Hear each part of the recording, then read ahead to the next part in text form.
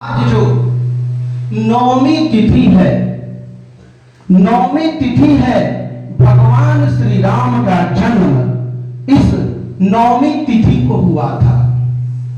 अब देखिए जितनी भी तिथियां हैं एक से एक बढ़कर हैं।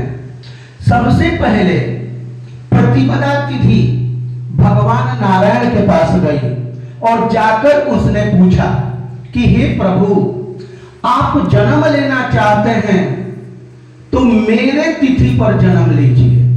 भगवान नारायण ने कहा कि नहीं नहीं, पूर्णिमा के बाद जो तिथि जो प्रतिपदा आती है वह अच्छी नहीं मानी जाती है, और अमावस्या के बाद जो तिथि आती है प्रतिपदा वह अच्छी मानी जाती है।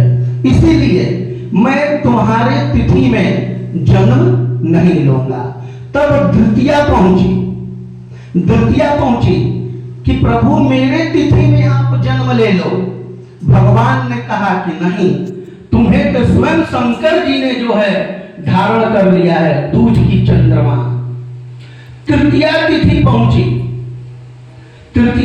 पहुंची, भगवान ने कहा कि यह तो मेरा अक्षय तृतीया को होने दे दिया है, वह भी खाली नहीं है। चतुर्थी पहुंची, भगवान नारायण ने कहा कि यह तो मैंने गणेश जी को दे दिया है, यह मैंने गणेश जी को दे दिया है। दोनों पक्षों की चतुर्दशी गणेश चतुर्थी कही जाती है। पंचमी जब पहुंची तो भगवान ने कहा कि मैंने इसे ऋषियों को दे दिया है, ऋषि पंचमी। षष्ठी पहुंची, भगवान ने कहा कि सुनो, षष्ठी जो है वह षष्ठी देवी हैं, वह खुद सूर्य से उनका ताल्लुक है, अतः यह भी ठीक नहीं है। सप्तमी पहुंची, भगवान ने उन्हें भी मना कर दिया।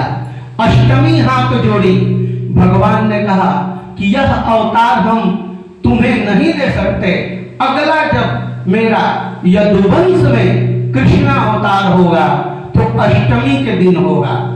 अब देखिए तब नौमी तिथि जो दूर बैठी हुई थी हाथ जोड़ करके भगवान से पूछा कि हे प्रभु मेरे पर कृपा करो, क्योंकि मैं खुद रिक्ता हूं, और हे प्रभु मैं रिक्ता हूं, मुझे आप पूर्ण कर दो।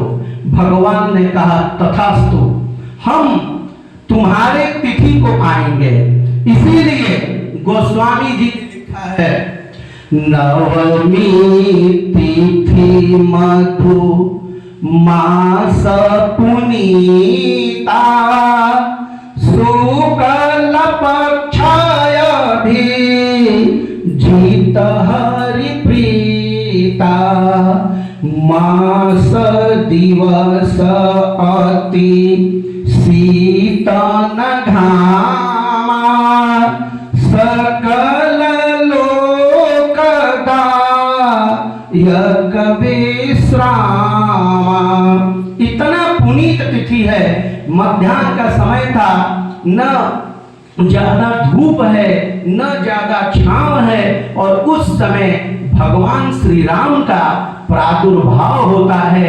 दशरथ जी आनंद में हैं और उनके मुंह से निकल गया कि जाकर नाम सुनत शुभ होई, मोरे गृह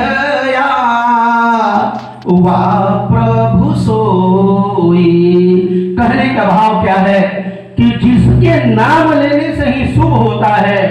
इतने राजा आनंदित हैं कि उन्होंने कहा कि वही प्रभु मेरे घर पधार रहे हैं, तो हम लोग भी भगवान से कामना करते हैं कि उस भगवान के आशीर्वाद से, मंगलमय कृपा से हम जहां कथा कर रहे हैं वहां भी भगवान रूपी संतान का प्रादुर्भाव हो।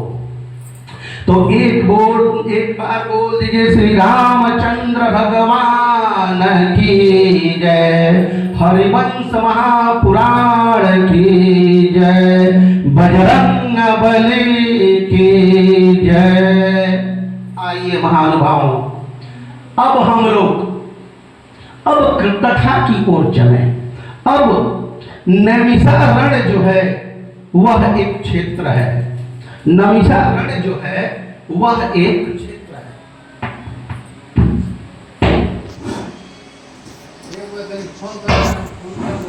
नैमिषारण्य जो है वह एक क्षेत्र है जहां 88,000 ऋषि, जहां 88,000 ऋषि बराबर बैठ करके भगवान की कथाओं की चर्चा करते रहते हैं। समझ में आओ?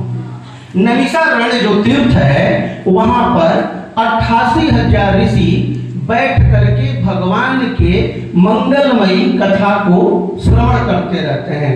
उसी समय क्या हुआ कि लोमहर्षण सूत जी, एक सूत जी हैं जिनका नाम लोमहर्षण है, उनके पुत्र का नाम जो है उग्रश्रवा है। उग्रश्रवा ऋषि, उग्रश्रवा ऋषि जब वहां पर आए, समस्त ऋषि लोग उठ करके खड़े हो गए और उनसे, सूत जी से सौनक ऋषि ने पूछा। जो पूछे उनका नाम सौनक है, और किससे पूछे तो सूत जी से पूछे, लोमहर्षण सूत जी। उन्होंने कहा कि हे सूत जी, आप कोई ऐसा उपाय बताएं। आपने बहुत शास्त्रों का अध्ययन किया है, आपने बहुत प्रकार से कथाओं को श्रवण किया है, अब आप महाभारत अभी हम लोगों को सुनाया, इसके बाद आप एक ऐसी मंगलमयी कथा हम लोगों को सुनाएं जिसके श्रवण से जो है हमारे घर में समस्त सुख की प्राप्ति हो जाए। जब इस प्रकार सौनक जी ने जब सूत जी से पूछा, तब उन्होंने कहा कि सुनो, वही हम उपाख्यान हम आपको बताएंगे जो सबसे पहले जन्मेजय ने वैशंपायन ऋषि से पूछा था। जन्मेजय, अब आप लोग पूछिए कि जन्मेजय कौन है?